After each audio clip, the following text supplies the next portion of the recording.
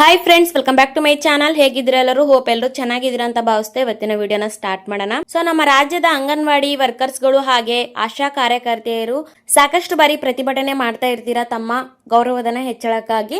ಮಾಧ್ಯಮಗಳ ಮೂಲಕ ಖುದ್ದಾಗಿ ಸಚಿವೆ ಆಗಿರುವ ಲಕ್ಷ್ಮಿ ಹೆಬ್ಬಾಳ್ಕರ್ ಮೇಡಮ್ ಅವರೇ ನಿಮ್ಮ ಗೌರವಧನ ಏರಿಕೆಯ ಬಗ್ಗೆ ಮಾತಾಡಿದ್ದಾರೆ. ಜೊತೆಗೆ ಎಲ್ಲಾ ಗೃಹಲಕ್ಷ್ಮಿಯರು ಇವಾಗ ಶಾಂತವಾಗಿದ್ದಾರೆ. ಆಲ್ಮೋಸ್ಟ್ ಎಲ್ಲಾ ಕಂತಿನ ಹಣ ನಾವು ಕೊಡ್ತಾ ಇದೀವಿ. ಹೀಗಾಗಿ ಆಶಾ ಕಾರ್ಯಕರ್ತೆಯರು ಜೊತೆಗೆ ಅಂಗನವಾಡಿ ನೌಕರರು ಸಾಕಷ್ಟು ಬಾರಿ ಪ್ರತಿಭಟನೆಯನ್ನ ಮಾಡ್ತಾರೆ ಇದೇ ಬೆಂಗಳೂರಿನ ಫ್ರೀಡಂ ಪಾರ್ಕ್ ಹತ್ತಿರ.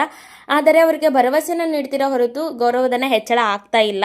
ಎಲ್ಲಾ ಗೃಹಲಕ್ಷ್ಮಿಯರು ಶಾಂತವಾಗಿ ಇರಬಹುದು, ಆದರೆ ಆಶಾ ಕಾರ್ಯಕರ್ತೆಯರು ಅಂಗನವಾಡಿ ನೌಕರರ ಬಗ್ಗೆ ಕೇಳಿದಾಗ ಖುದ್ದಾಗಿ ಸಚಿವೆಯಾಗಿರುವ ಲಕ್ಷ್ಮಿ ಹೆಬ್ಬಾಳ್ಕರ್ ಮೇಡಮ್ ಅವರೇ ಗೌರವಧನ ಹೆಚ್ಚಳದ ಬಗ್ಗೆ ಹಾಗೆ ಈಗಿನ ಕೆಲವೊಂದು ಮಾಹಿತಿಗಳನ್ನ ಹಂಚ್ಕೊಂಡಿದ್ದಾರೆ. ಕ್ಲಿಪ್ ಬರುತ್ತೆ, ವಿಡಿಯೋನ ಸಂಪೂರ್ಣವಾಗಿ ನೋಡಿ. ಅದಕ್ಕಿಂತ ಮೊದಲು ಇದೇ ಮೊದಲನೇ ಬಾರಿ ಯಾರಾದ್ರೂ ನಮ್ಮ ವಿಡಿಯೋಸ್ ನೋಡ್ತಾ ಇದ್ರೆ ದಯವಿಟ್ಟು ಚಾನಲ್ ನ ಸಬ್ಸ್ಕ್ರೈಬ್ ಮಾಡ್ಕೊಳ್ಳಿ. ಇದೇ ತರ ಲೇಟೆಸ್ಟ್ ಅಪ್ಡೇಟ್ಗಳು ಈ ಚಾನಲ್ ಅಲ್ಲಿ ನಿಮ್ಗೆ ಸಿಗುತ್ತೆ.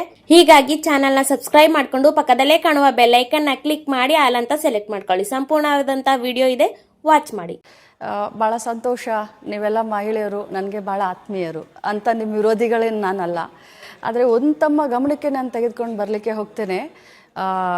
ಕಾಂಗ್ರೆಸ್ ಪಕ್ಷದ ಸರ್ಕಾರ ಯಾವಾಗ ಬಂದಿದೆ ಮಹಿಳೆಯರಿಗೋಸ್ಕರ ಭಾಳಷ್ಟು ಅನುಕೂಲ ಆಗುವಂಥ ಯೋಜನೆಗಳನ್ನು ನಾವು ಮಾಡಿದ್ದೇವೆ. ಈ ದೇಶದಲ್ಲಿ ಅಂಗನವಾಡಿ ಕಾರ್ಯಕರ್ತರನ್ನ ನೇಮಿಸಿದ್ದೆ ಕಾಂಗ್ರೆಸ್ ಸರ್ಕಾರ, ಆಶಾ ಕಾರ್ಯಕರ್ತರನ್ನ ನೇಮಿಸಿದ್ದೆ ಕಾಂಗ್ರೆಸ್ ಸರ್ಕಾರ, ಪಶು ಸಖಿಯರನ್ನ ನೇಮಿಸಿದ್ದೆ ಕಾಂಗ್ರೆಸ್ ಸರ್ಕಾರ, ಕೃಷಿ ಸಖಿಯರನ್ನ ನೇಮಿಸಿದ್ದೆ ಕಾಂಗ್ರೆಸ್ ಸರ್ಕಾರ.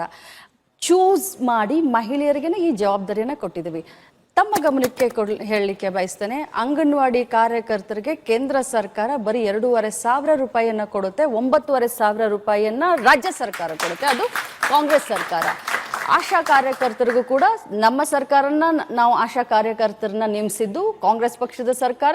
ಮತ್ತು ಆಶಾ ಕಾರ್ಯಕರ್ತರಿಗೆ ಯಾವಾಗ ಹಣವನ್ನ ಜಾಸ್ತಿ ಮಾಡಿದೆ, ಗೌರವ ಹಣ ಅಂತ ಹೇಳಿ, ಗೌರವ ಧನ ಅಂತ ಹೇಳ್ತೀವಿ ನಾವು ಅವ್ರಿಗೆ, ಇನ್ಸೆಂಟಿವ್ ಗೌರವ ಧನವನ್ನ ಹೆಚ್ಚಿಗೆ ಮಾಡಿದ್ದು ಕಾಂಗ್ರೆಸ್ ಸರ್ಕಾರ.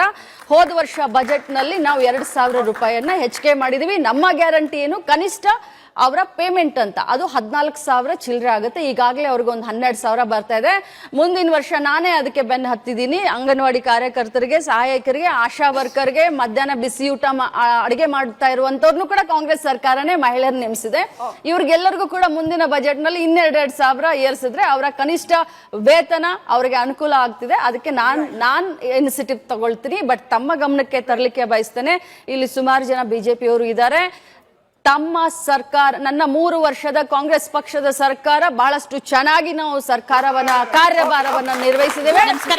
ಕಳೆದ ಬಾರಿ ತಮ್ಮ ಸರ್ಕಾರ ಏನಿತ್ತು, 4 ವರ್ಷದಲ್ಲಿ ತಮ್ಮ ಸರ್ಕಾರ ಏನಿತ್ತು, ಅದು ಬಿಟ್ಟು ಹೋದಂತ 2.5 ಲಕ್ಷ ಕೋಟಿ ರೂಪಾಯಿ ಏನು 2.5 ಲಕ್ಷ ಕೋಟಿ ಅವೈಜ್ಞಾನಿಕವಾಗಿ ಟೆಂಡರ್ ಅನ್ನ ಮಾಡಿ ವರ್ಕ್ ಆರ್ಡರ್ ನ ಕೊಟ್ಟು ಬಜೆಟ್ ನಲ್ಲಿ ಘೋಷಣೆ ಮಾಡದೇ ಇರುವಂತ ಕೆಲಸಗಳಿಗೆ 2.5 ಲಕ್ಷ ಕೋಟಿ ಟೆಂಡರ್ ಮಾಡಿ ವರ್ಕ್ ಆರ್ಡರ್ ಕೊಟ್ಟಿರೋದಕ್ಕೆ ಇವತ್ತು ರಾಜ್ಯದ ಆರ್ಥಿಕ ಪರಿಸ್ಥಿತಿ ಹೀಗಿದೆ. ಸಿದ್ದರಾಮಯ್ಯನವರು ಇರೋದ್ರಿಂದ ಅದನ್ನ ಹೊಂದಿಸ್ಕೊಂಡು ನಾವು ಮಾಡ್ತಾ ಇದ್ದೀವಿ.